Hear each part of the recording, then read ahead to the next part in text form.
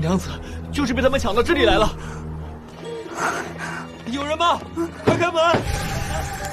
开门啊！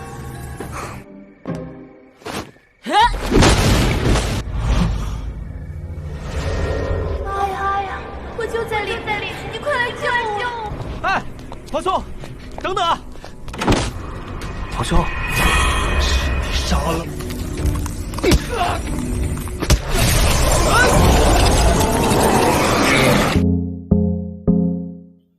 ！Hey, halo guys, apa kabarnya? Baik-baik saja kan?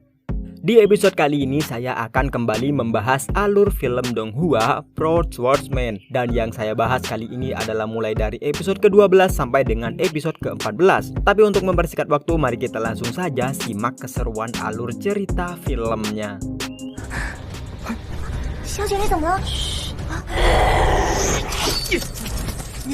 Setelah sebelumnya Li Fuyao melihat King Huai tak berdaya hingga kemudian terlihatlah sepertinya King Huai telah meninggal dunia dan membuat Li Feiyu menyerang si iblis wanita. Hingga Li Fuyao hampir saja dikalahkan oleh si iblis yang beruntungnya Li Fuyao menggunakan teknik pelindung Fajra agar serangan si iblis berhasil dinetralisir.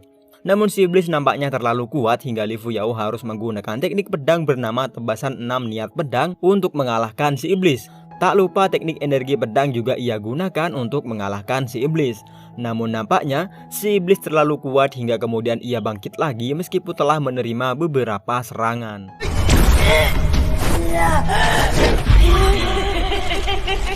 Karena si iblis tak juga kalah, Li Fuyao kemudian ingin menggunakan teknik aliran Taoisme untuk mengalahkan si iblis dan ia sangat optimis akan serangannya kali ini. Namun di atas genteng ternyata King Huai masih hidup dan tengah duduk santai memedangi pertarungan Li Fuyao, dan ternyata kematian King Huai di episode sebelumnya itu hanyalah ilusi yang dibuat oleh si iblis. Li Fuyao cukup bersyukur akan King Huai yang masih selamat hingga ia menggunakan teknik pamungkasnya yang bernama teknik pedang guntur untuk membinasakan si iblis. Setelahnya He Hua yang merupakan roh gentayangan yang bergabung dengan si iblis, kini ia keluar dari tubuh si iblis dan berterima kasih pada King Huai karena ia telah dibebaskan. Dan King Huai tak mempermasalahkan hal tersebut hingga He Hua kemudian memohon agar King Huai merahasiakan tentang dirinya di hadapan sang kekasih yaitu Huang Jin. Dan ternyata di bawah sana si iblis masih hidup hingga Li Fuyao mengeluarkan pedang gunturnya yang kedua kali untuk membinasakan si iblis kembali.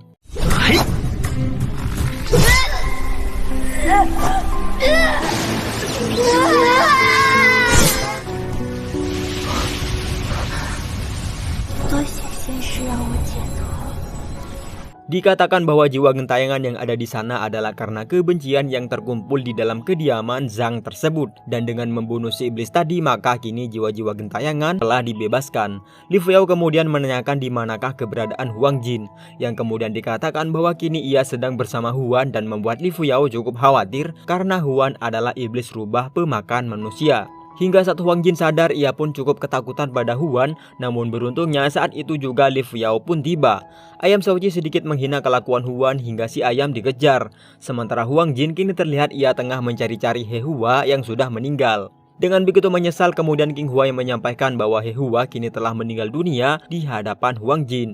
Li Feiyu berniat membiarkan Huang Jin menenangkan diri hingga kemudian terlihatlah roh He Hua yang mengambang dan menghampiri Huang Jin. Namun mereka yang sudah beda alam membuat He Hua hanya bisa memandangi Huang Jin yang terus-terusan menangisi kepergiannya. Hingga saat matahari mulai menyinari He Hua, ia pun seketika menghilang untuk bereinkarnasi dan berharap akan bertemu Huang Jin di kehidupan berikutnya.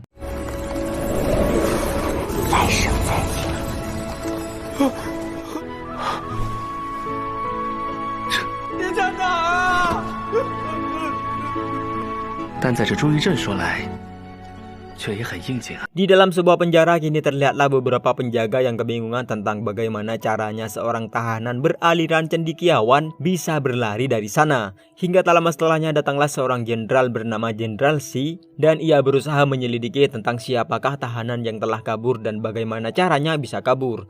Dikatakan si tahanan cukup hebat dan suka menulis sesuatu di tembok. Namun saat ia menghilang, tulisannya pun juga ikut menghilang. Di malam harinya terlihat Li Fuyao tengah berlatih ilmu pedangnya di sebuah hutan. dengan King Huai yang memandangi Li Fuyao di sekitar sana. Sementara Huan kini terlihat asyik dengan bukunya.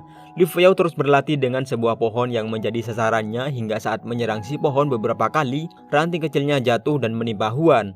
Dan ternyata buku yang dibaca Huan adalah buku yang telah Li Fuyao buang, namun Huan memungutnya dan ia membaca isinya hingga ia terinspirasi dari buku tersebut untuk memakan seseorang dengan aliran cendekiawan. Li Fuyao menanyakan tentang latihannya tadi pada King Huai, dan King Huai menilai latihannya tadi terlihat biasa saja baginya. 明天我们就要到少良城了。 Keesokan paginya mereka kini tiba di sebuah kota bernama Shaoliang, yaitu ibu kota dinasti Zhou. Kota tersebut nampak lebih indah dan ramai dibandingkan kota asal mereka, hingga Huan berlarian menikmati indahnya kota tersebut. Hingga tak lama setelahnya terlihatlah sekelompok prajurit yang berlarian dan menyita perhatian Li Fuyao. Hujan akan turun dan mereka semua terlihat kelaparan untuk kemudian mereka akan mencari kedai makan. Saat sampai mereka pun langsung bersiap untuk memakan makanan yang tersedia di sana. Hingga tak lama setelahnya Li Fuyao menguping pembicaraan orang di dekatnya dan ternyata mereka adalah tahanan yang kabur tadi. Si pria tadi juga ada di sana untuk menangkap tahanan beraliran cendekiawan tersebut.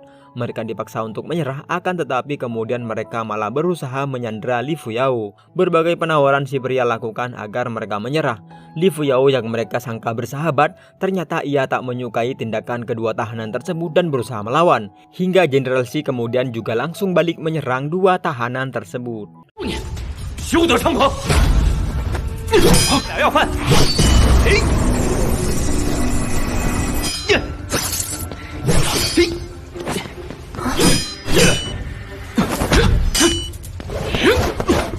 快点！ Mereka berhasil kabur dan si Jenderal Shi meminta maaf atas kejadian tadi pada Li Fuyao.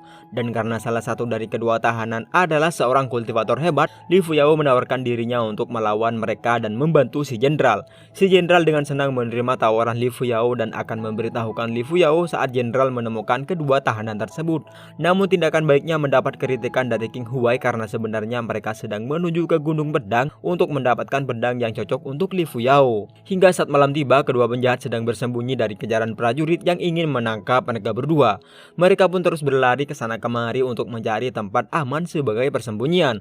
Namun ternyata mereka telah dibuntuti oleh Li Fuyao dan beberapa prajurit yang lain. Kedua penjahat kini terbojok dan tak punya jalan keluar lain untuk membebaskan diri.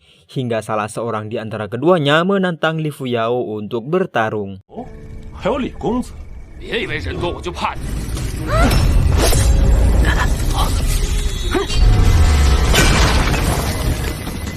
信了吧？还暗藏匕首伤人，身在江湖，总要留。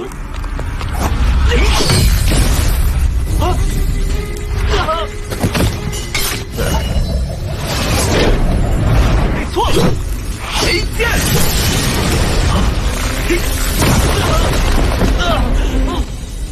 Dengan teknik pedang gunturnya tadi tentu saja si tahanan tak akan mampu membendungnya hingga ia pun kalah. Si tahanan keheranan mengapa ia bisa kalah dengan Li Fuyao. Hingga Li Fuyao memerintah si tahanan untuk menyerahkan diri pada Jenderal Shi. Seorang tahanan yang lain tiba-tiba menyerang Li Fuyao. Beruntungnya Li Fuyao cukup sigap menghindari serangan.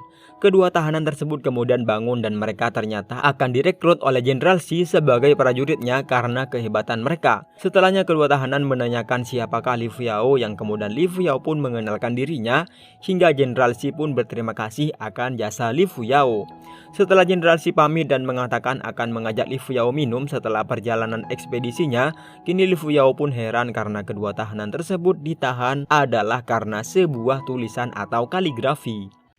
为了一篇文章，不惜进天牢。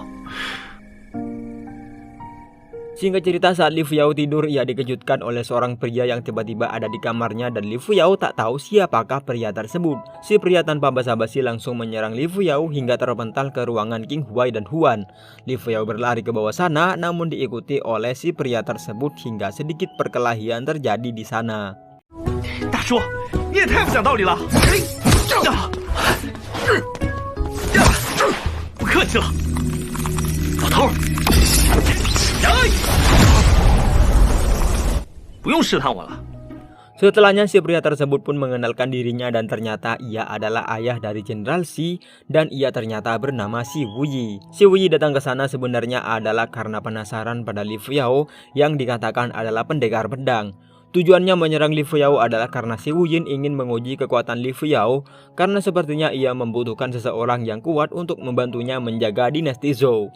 Yang kemudian Li Fuyao pun bersedia untuk melindungi dinasti Zhou dengan sekuat tenaganya. Setelahnya Si Wuyin menunjukkan tulisan tangan kaisar pada Li Fuyao dan membuatnya sangat amat terkejut akan isi dari tulisan tersebut.